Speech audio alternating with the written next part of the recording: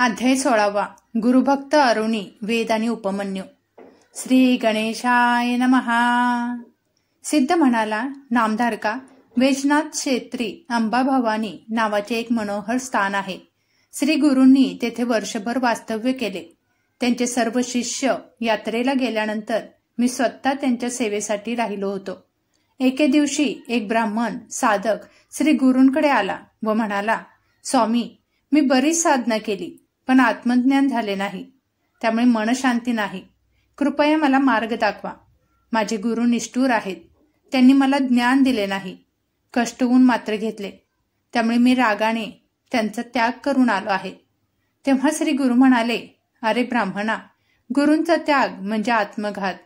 माझ्या दृष्टीने तू गुरुद्रोही आहेस.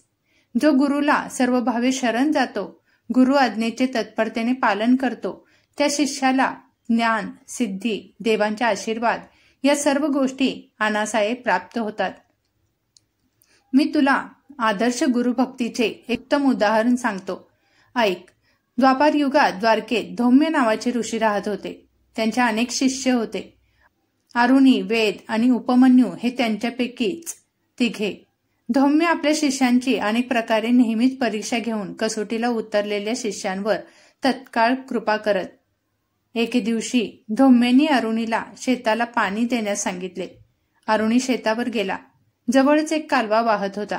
एवढ्या मोठ्या शेताला पाणी द्यायचे तर त्याचा प्रवाह बांधाऱ्याने अडवणे आवश्यक होते. अरुणीने जागा निवडली आणि शिळा टाकून बांधारा घालण्याचा प्रयत्न करू लागला. पण पाण्याच्या जोरामुळे बंधारा टिकेना.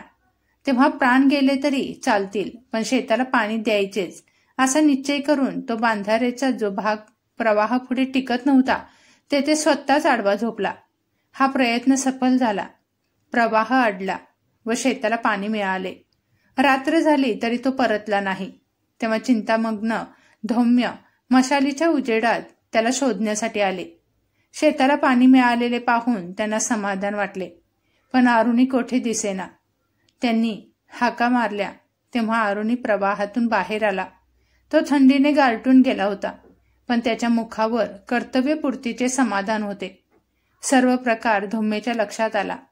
गुरुकार्यासाठी प्राणांचीही पर्वा न करणाऱ्या अरुणीला त्यांनी वात्सल्याने जवळ घेतले व आपला वरद हस्त त्याच्या मस्तकी ठेवला. त्यांच्या आशीर्वादाने तो तत्काळ महाज्ञानी झाला. धौम्यांनी वेदाला त्या शेतातील साळीच्या पिकाची राखण करण्यास सांगितले. पीक तयार झाल्यावर त्याने कापणी व झोडपणी करून खळ्यात धान्याची रास तयार केली. मग तो आश्रमात आला. धौम्यांनी त्याला रेडा जुंपलेला एक गाडा दिला. तो घेऊन तो शेतात गेला. त्यात 2 खंडी साळी भरली व आश्रमाकडे निघाला, पण रेड्याला गाडा ओढवेना. मग जोखडात मान अडकून तोही गाडा ओढू लागला. मार्गात रेडा चिखलात रुतला. वेदाने त्याला सोडले. महत्प्रसायाने गाडा बाहेर काढला. रेड्याच्या गळ्यातील फास स्वतःच्या गळ्याभोवती बांधला आणि खांद्याचा आधार देऊन तो गाडा कसाबसा ओढत आश्रमात आणला. धौम्यांनी धावत जाऊन त्याच्या गळ्याभोवती आवळलेला फास सोडविला. स्वहस्ते त्याचा घाम फुचला. त्याच्या भक्तीने प्रसन्न झालेल्या धौम्यांनी त्यालाही वरदान देऊन वेदशास्त्र संपन्न व महाज्ञानी केले. उपमन्यू धौम्याची गुरे राखायचा. त्याच्या अतिखाण्याने बुद्धीला जडत्व येऊन त्याची विद्याभ्यासात प्रगती होणार नाही, म्हणून आश्रमातून त्याला मोजकेच अन्न दिले जायचे. मग तो भूक भागवण्यासाठी भिक्षा मागायचा. ही गोष्ट धौम्यांना कळताच त्यांनी ती भिक्षा आश्रमात आणून देण्यास सांगितले. मग तो 2दा भिक्षा मागू लागला. धौम्यांनी तीही आश्रमात देण्यास सांगितली. मग तो वासरे पितांना गायीच्या आचळातून जो अतिरिक्त पाना वाहायचा ते दूध पिऊन तो भूक भागवू लागला. धौम्यांनी त्यालाही प्रतिबंध केले. एकदा त्याने रुईच्या झाडातून ओघळणारा चिकच द्रोणात आणून गोळा करून दूध समजून प्राशन केला. त्याचा काही अंश डोळ्यात गेल्याने त्यास अंधत्व आले. तो रानामध्ये चाचपडत हिंडू लागला. तेथे अडकळून एका आडात पडला. आता गुरे वासरे हरवतील या चिंतेने रडू लागला. रात्री धौम्यांनी शोध घेऊन त्याला हुडकून काढले. उपमन्यूने त्यांना सर्व प्रकार सांगितला. धौम्यांनी त्याला अश्विनी कुमारांचे स्मरण करण्यास सांगितले. त्यांच्या कृपेने उपमन्यूला पुन्हा दृष्टी आली. तो आडातून बाहेर आला. उपमन्यू अत्यंत प्रामाणिक व भोळा होता. त्याने भूक भागवण्यासाठी अन्य पर्याय शोधले, पण गुरु आज्ञेचे कधीही उल्लंघन केले नाही. त्यामुळे प्रसन्न झालेल्या धोम्यानी त्यालाही ज्ञान संपन्न केले. या उपमन्यूची खूप कीर्ती झाली.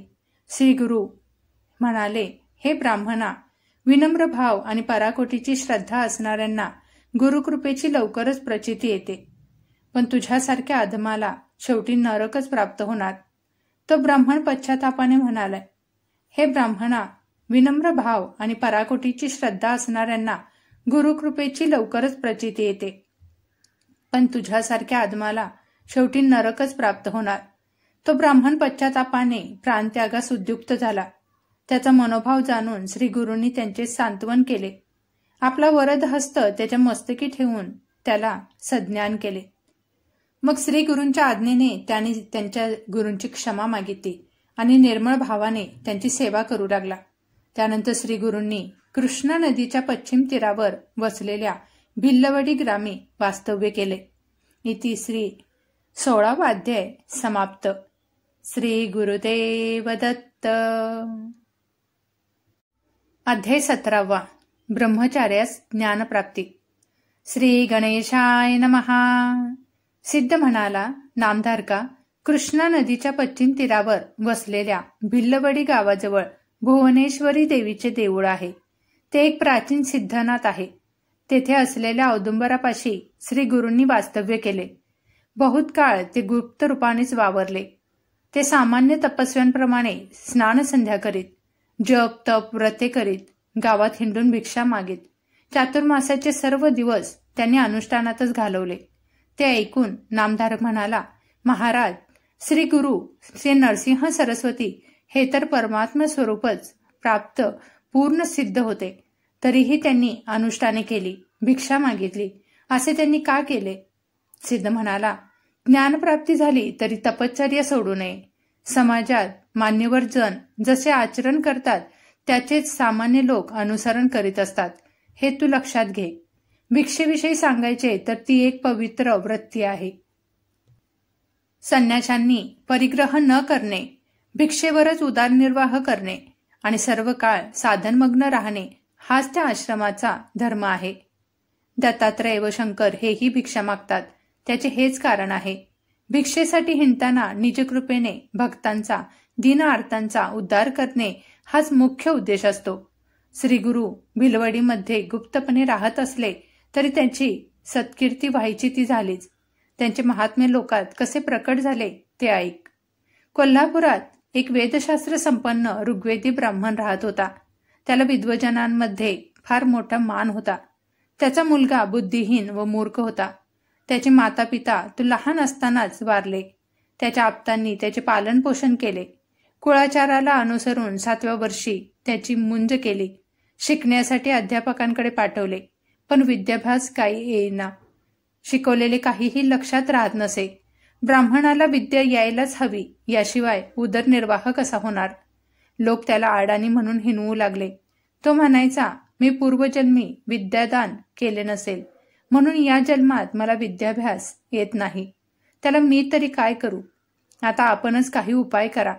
त्यावर लोक हसून म्हणायचे, तुला पुढच्या जन्मीच विद्या येईल, या जन्मी तू भिक्षेवरच पोट भर. अशा प्रकारे सातत्याने अवहेलना होऊ लागल्याने तो ब्राह्मण कुमार अतिशय दुःखी झाला. विद्या येत नाही याची खंत करीत ग्राम सोडून निघाला. त्याच्या मनात एकसारखे आत्महत्येचे विचार येत होते. रात्रीच्या सुमारास तो भिलवडीत आला. तेथे भुवनेश्वरीचे दर्शन घेतले. त्याने अन्नोदक टाकले आणि तिच्यासमोर धरणे धरून बसला. तो जगदंबेला आक्रोश करून सातत्याने विनंती करीत होता, आई, सर्वांनी माझी हेटाळणी केली, पण तू तरी उपेक्षा करू नकोस. मला मार्ग दाखव, माझ्यावर कृपा कर. 3 दिवस लोटले. शेवटी अगदीच निरुपराय झाला तेव्हा तो देवीला म्हणाला, माते, तू मला स्वप्नात येऊन मार्गदर्शन करशील असे वाटत होते, पण तूही पाठ फिरवलीस. आता मी काय करू? कोठे जाऊ? थांब, मी तुला माझी जीभच अर्पण करतो. तरीही कृपा नाही केलीस तर हे शिरच तुझ्या चरणी वाहीन. त्याने खरोखरच आपली जीभ कापली आणि देवी मूर्तीच्या चरणी वाहिली. तो त्याचा निर्धार पाहून देवीला करुणा आली. त्या रात्री त्याच्या स्वप्नात जाऊन ती म्हणाली, बाळा ब्रह्मचार्या, तू माझ्यावर रागावू नकोस. कृष्णेच्या पश्चिम तीरावर औदुंबराखाली एक महातपस्वी अवतारी पुरुष वास्तव्यात आहे. तू त्यांना शरण जा, तेच तुझी इच्छा पुरवतील. त्या दृष्टांताने ब्राह्मण कुमाराला जाग आली. देवीला वंदन करून तो कृष्णा नदीच्या दिशेने धावला.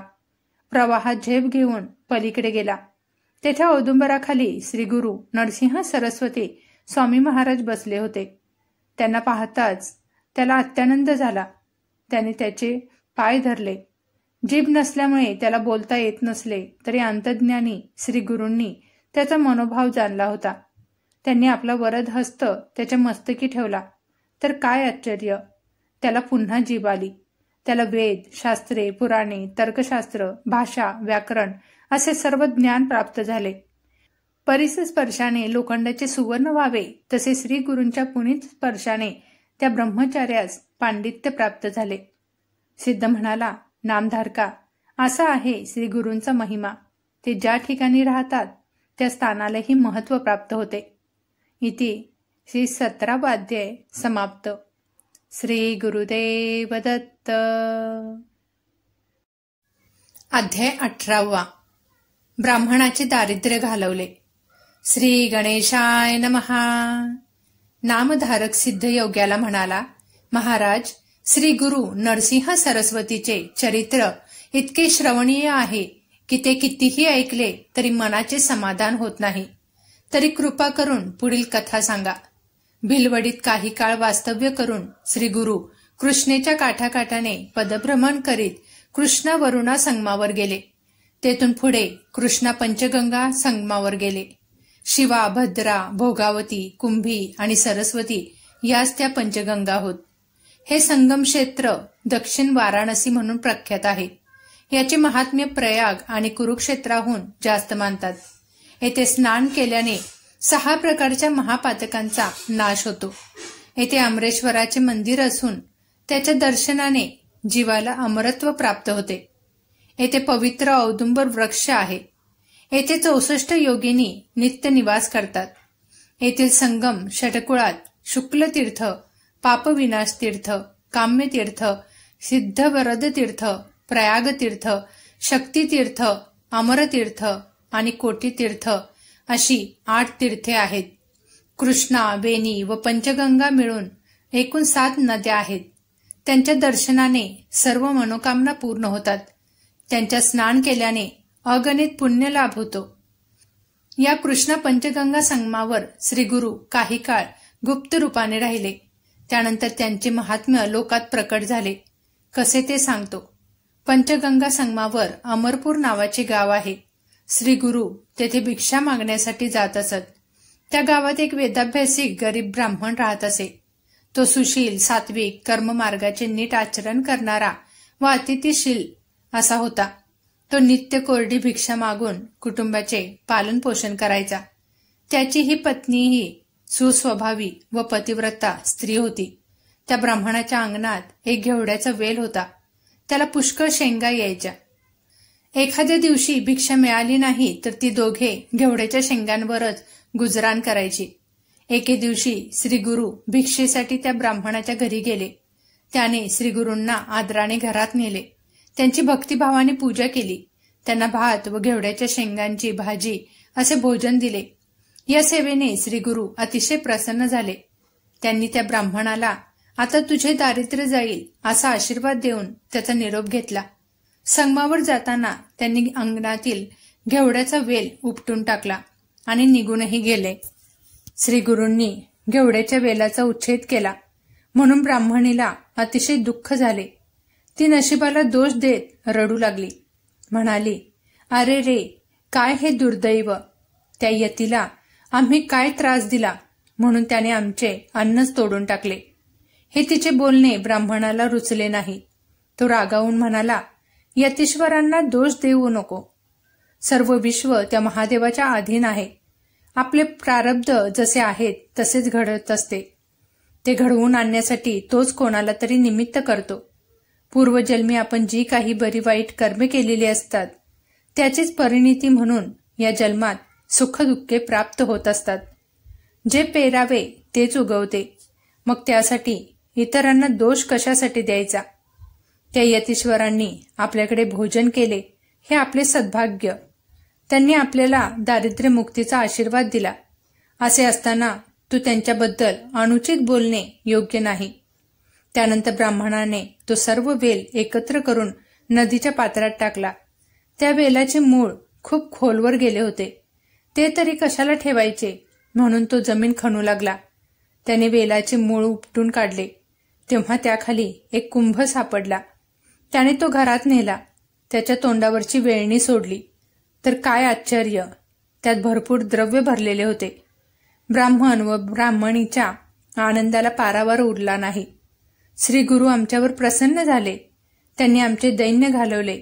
ते ईश्वरी अवतार आहेत असे म्हणून ते दोघे यतीश्वरांचा जय जयकार करू लागली. त्यानंतर ते दाम्पत्य संगमावर गेले. त्यांनी श्री गुरूंना कृतज्ञतेने वंदन केले. त्यांची पूजा केली व घडलेला सर्व प्रकार सांगितला. तेव्हा श्री गुरु म्हणाले, या घटनेची कोठेही वाच्यता करू नका. जर बोललात तर आलेली लक्ष्मी निघून जाईल. माझ्याबद्दलही काही सांगू नका. तुमच्या वंशात लक्ष्मी अखंड नांदेल. ते ऐकून ते दाम्पत्य धन्य झाले. श्री गुरूंचा निरोप घेऊन घरी परतले. नामधारका, ज्याच्यावर गुरुकृपा होते त्याच्या घरी दैन्य राहतच नाही. म्हणून ज्याचे दैव चांगले नाही त्याने श्री गुरूंना शरण जाऊन त्यांची भक्ती करावी. गुरुकृपेने इह परलोकी सौख्य प्राप्त होते. भक्तांचे कल्याण होते. इति 18वा अध्याय समाप्त. श्री गुरुदेव दत्त. नावाडेची त्रिस्थळी यात्रा. श्री क्षेत्र औदुंबर महात्म्य. श्री गणेशाय नमहा. नामधारक सिद्धयोग्याला म्हणाला, महाराज, श्री गुरूंनी पंचगंगा संगमावर अमरेश्वराच्या निकट औदुंबर वृक्षाखाली वास्तव्य केले असे आपण म्हणालात. अश्वत्थादी अनेक पवित्र वृक्ष असताना श्री गुरूंची प्रीती औदुंबरावरच का होती? सिद्ध म्हणाला, पूर्वी नरसिंह अवतार घेऊन विष्णूंनी आपल्या नखांनी हिरण्यकशिपूचे पोट फाडून त्याचा वध केला. त्याच्या पोटात विष असल्यामुळे विष्णूंच्या हातांच्या बोटाचा दाह होऊ लागला. सिंहाने उपचार म्हणून औदुंबराच्या फळांमध्ये आपली नखे रोवली. तेव्हा कोठे तो दाह थांब. देवाचा क्रोधही कमी झाला. शांतता लाभल्याने नरसिंह व लक्ष्मीने औदुंबरास वर दिला. औदुंबरा, जे तुला पूज्य मानून तुझी सेवा करतील ते पापमुक्त होतील. त्यांच्या सर्व मनोकामना पूर्ण होतील. तुझ्या छायेत जपादी अनुष्ठाने केल्याने अनंतपट फलप्राप्ती होईल. तुझ्या सेवेने ब्रह्महत्यादी महादोषांचे निरसन होईल. आम्ही दोघे तुझ्या सान्निध्य नित्य वास करू. श्री गुरु नरसिंह मंत्राचा नित्य जप करीत असत. त्या जपाने उग्रता येऊ नये. श्री गुरु औदुंबरी करीत ईश्वर सन्निध 84 योगिनांचा वास होता. त्या रोज दुपारी स्त्री रूपाने श्री गुरूंच्या दर्शनास येत. त्यांना आपल्या स्थानी नेत त्यांच्या पूजे नैवेद्याचा स्वीकार करून श्री गुरु औदुंबरापाशी परत येत. काही वेळाने श्री गुरु त्यातून एकटेच बाहेर आले. हे सर्व पाहून त्या नावाड्याला मोठे नवल वाटले. त्यालाही श्री गुरूंविषयी कुतूहल वाटू लागले. मग दुसऱ्या दिवशी तोही त्यांच्या मागोमाग प्रवाहात शिरला. तो एका दिव्य नगरात प्रवेशला. तेथील लोक आरती घेऊन श्री गुरूंच्या स्वागतासाठी आले. त्यांनी त्यांना दिव्य मंदिरात नेले. रत्नखचित सिंहासनावर बसवून त्यांची पूजा केली. त्यांना भोजन दिले. तेवढ्याच श्री गुरूंचे नावाड्याकडे लक्ष गेले. ते म्हणाले, तू येथे का आलास? नावाडी म्हणाला, स्वामी, सहज भावाने आपल्या दर्शनासाठी आलो आहे. आपल्या दर्शनाने मी धन्य झालो.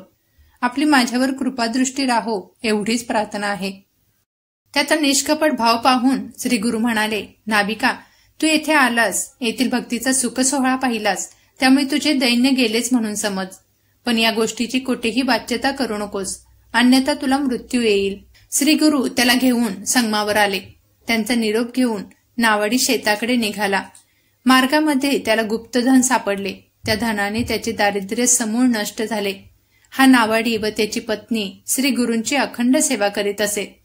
एके दिवशी नावाडी श्री गुरूंना म्हणाला, स्वामी, माघ मासात प्रयागात स्नान करणे, काशी यात्रा करणे खूपच पुण्यप्रद मानले जाते. मी अडाणी आहे, हीन जातीचा आहे. मला या गोष्टींचा कसा लाभ होणार? ते ऐकून श्री गुरूंना त्याचा कळवळ आला. ते त्याला म्हणाले, अरे, कृष्णा पंचगंगेच्या संगम असलेले हे स्थानच प्रयाग तीर्थ आहे. आम्रेश्वराचे स्थान असलेले हे गाव काशी क्षेत्रच आहे. कोल्हापूरला दक्षिण गया म्हणतात. ज्यांना उत्तरेकडील काशी, गया, प्रयाग क्षेत्री जाता येत नाही त्यांनी त्या स्त्रीस्थळी यात्रा करावी. पण तुला ती क्षेत्रे प्रत्यक्षात पाहायचीच आहेत ना, मग चल माझ्याबरोबर. श्री गुरूंनी नावाड्याला व्याघ्रचर्मावर आपल्या मागे बसवले. मग आपल्या अचिंत्य योगशक्तीने त्याला क्षणार्धात प्रयाग क्षेत्री नेले. तेथील संगमावर स्नान करून मध्यान्ही समयी ते काशीस आले. तेथे गंगे स्नान करून विश्वनाथाचे दर्शन घेतले. सायंकाळी गया क्षेत्री स्नान व दर्शन करून ते सूर्यास्ताच्या समयी मुक्कामी परतले. अशा प्रकारे श्री गुरूंच्या कृपेने नावाड्याला 3 पुण्यक्षेत्रांची यात्रा घडली. औदुंब क्षेत्री श्री गुरूंची खूपच कीर्ती झाली.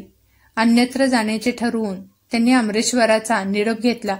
तेव्हा 64 योगिनींना खूपच दुःख झाले. श्री गुरु त्यांचे सांत्वन करून म्हणाले, मी लौकिक अर्थाने पूर्वेकडे जात असलो तरी सूक्ष्म रूपाने येथेच राहणार आहे. औदुंबर कल्पवृक्ष आहे. त्यामध्ये मी अन्नपूर्णेला ठेवून जातो आहे. हे स्थळ गुरुस्थान म्हणून प्रख्यात होईल. जे माझे भक्त माझ्या पादुकांची व या औदुंबराची सेवा करतील त्यांना तुम्ही सहाय्य करा. त्या भक्तांची सर्व इष्ट मनोरथे पूर्ण होतील.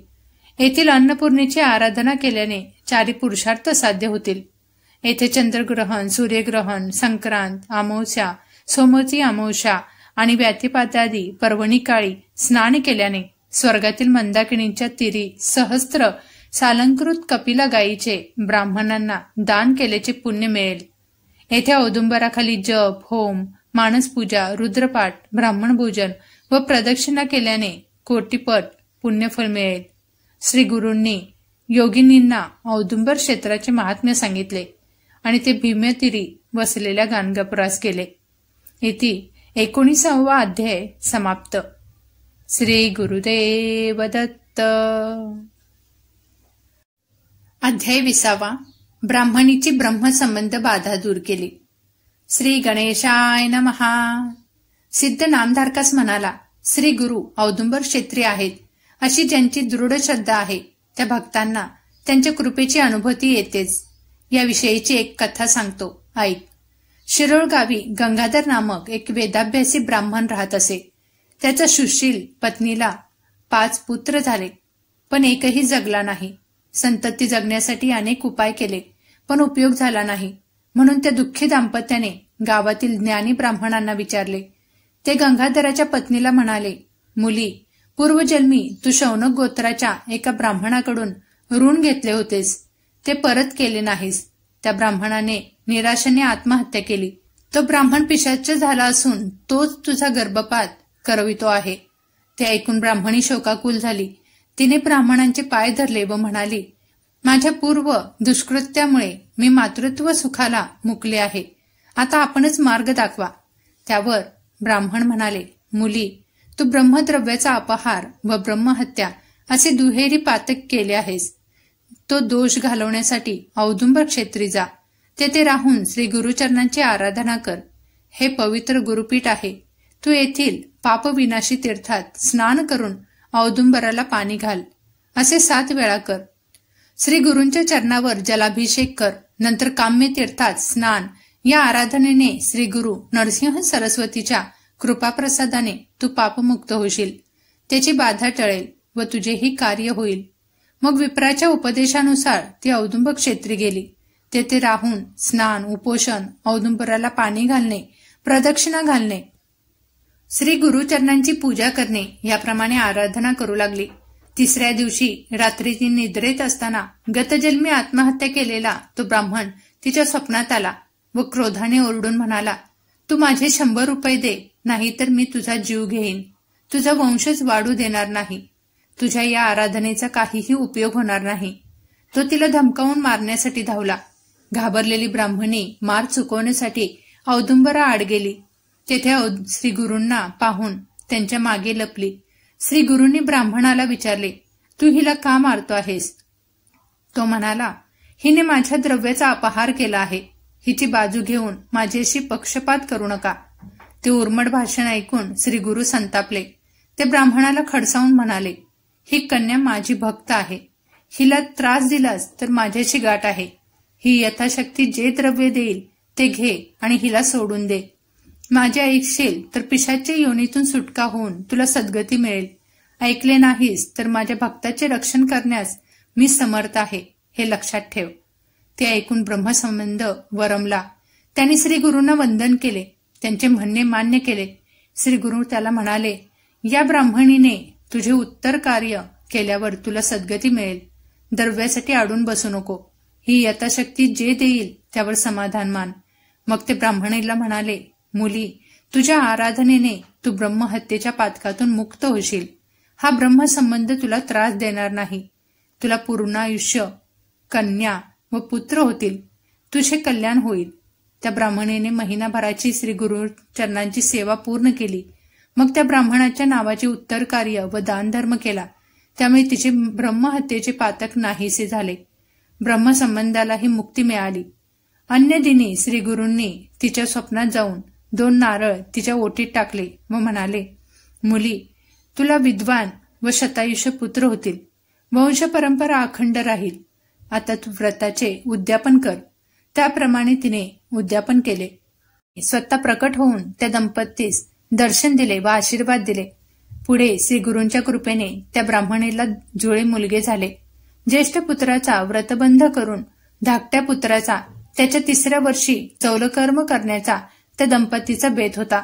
त्याप्रमाणे त्यांनी सर्व तयारी केली. पण चौलकर्माच्या आदल्या दिवशी मध्यरात्रीस त्या मुलाच्या हातापायांना धनुर्वाताने आकडे आली. 3 दिवस मरणप्राय वेदना सहन केल्यावर 4थ्या दिवशी सायंकाळी तो गर्तप्राण झाला. तेव्हा त्या दाम्पत्याला मोठा धक्काच बसला. गुरुदेव, तुझ्या कृपाप्रसादाने झालेल्या आणि तुम्हीच दीर्घायुष्याचे वरदान दिलेल्या या माझ्या पुत्राला असे अल्पायुष्य मरण आलेच कसे? आज तुमच्या वचनाला कमीपणा आला, असे म्हणून ती प्रेताला कवटाळून रात्रभर रडत होती. आपल्या मुलावर अंत्यसंस्कार करून द्यायचे नाहीत असा निश्चय करून तिने ते प्रेत वस्त्राने स्वतःच्या छातीशी बांधून ठेवले. लोकांनी तिला खूप समजावले, पण व्यर्थ. दुपार झाली तरी हट्ट सोडेना. लोक संभ्रमात पडले. तिला दोष देऊ लागले. इतक्या श्री गुरु नरसिंह सरस्वती बालब्रह्मचार्याच्या रूपात तिच्यापाशी आले. त्याने तिला सांत्वनपर बराच उपदेश केला. इति 20वा अध्याय समाप्त.